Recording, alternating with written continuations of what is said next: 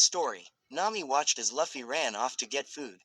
She turned to the chef, remembering the meal he had been offering her. Sure enough, he bowed down and handed her the plate of food. Here you are, Nami Swan, he said in his soapy voice. She took it, smiling at him gratefully.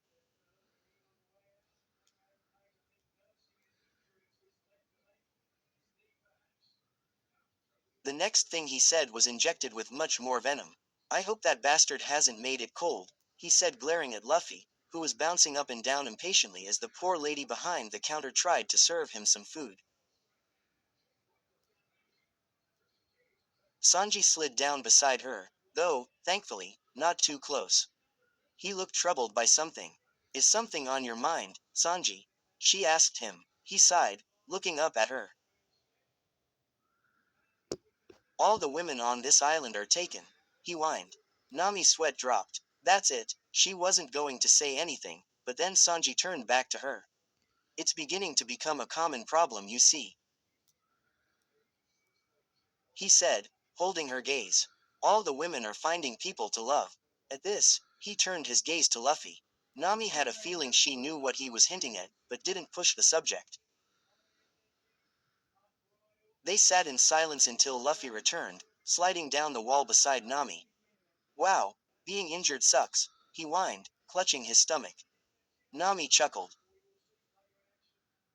Yeah, it's not meant to be fun, Luffy.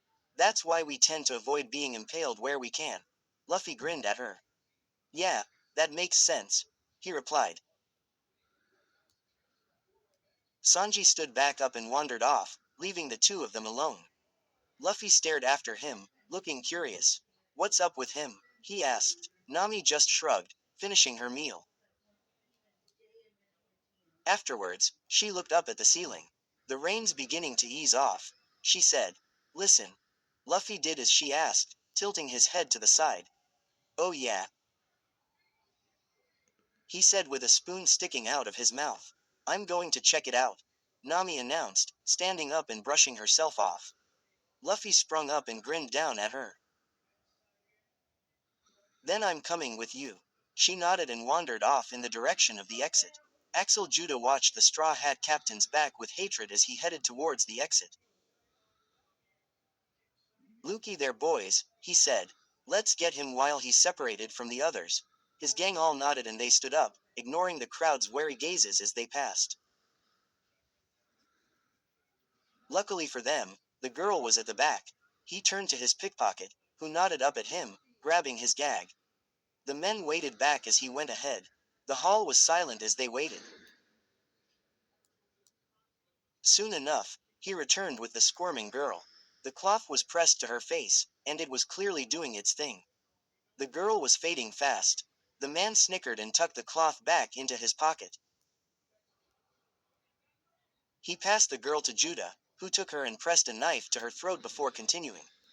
They eventually arrived at the end of the hallway. The door was open, indicating that the boy had already gone though. As the man stepped forwards, a cry was heard. Right bastard, now gum gum pistol. The man turned to see a fist flying towards his face. He went to move the girl to take the hit, but there was a hand holding his wrist in place. The man looked back in horror at his men, right before the furs collided with the side of his head. Luffy was boiling over with anger. How dare they touch her? He'd sure show them, the poor bastards. They'd be sorry. He came back out from behind the bar and ran over to Nami, what had been dropped on the floor. She didn't look harmed. Just sleeping. Luffy could hear the men retreating down the stairs. Not important. He'd deal with them later. He carefully picked up Nami, cradling her in his arms, before climbing through the hole the man had made in the wall. He hesitated when he realized it was still raining. He could see that the man was on the ground, not getting up any time soon and surrounded by a decent amount of blood, and so resolved to just leave him there so that he and Nami could stay dry.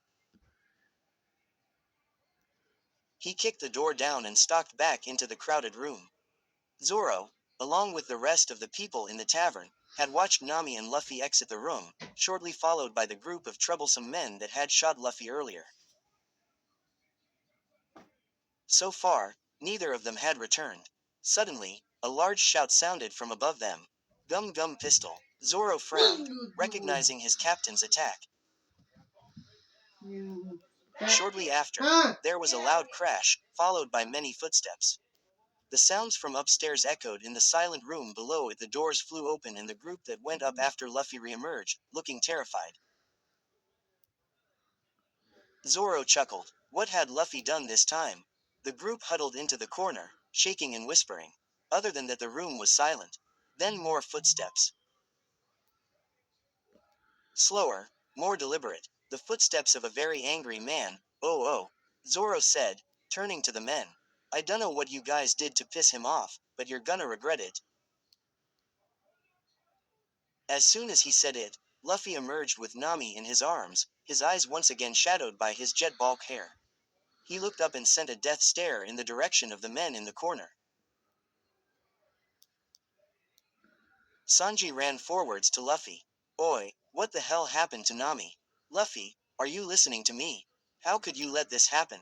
Luffy handed Nami over to Sanji without a word and pointed in the direction of Chopper.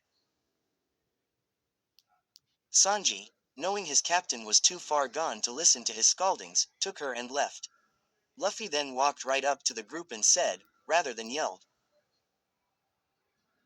Gum Gum Storm. After about 2 seconds he had unceremoniously knocked out the entire group and was in the process of piling them all onto his shoulder. Then he lugged them all up the stairs and returned without them. Luffy walked straight over to where Chopper was treating the still unconscious Nami. The rain has stopped, he said calmly. Let's go home.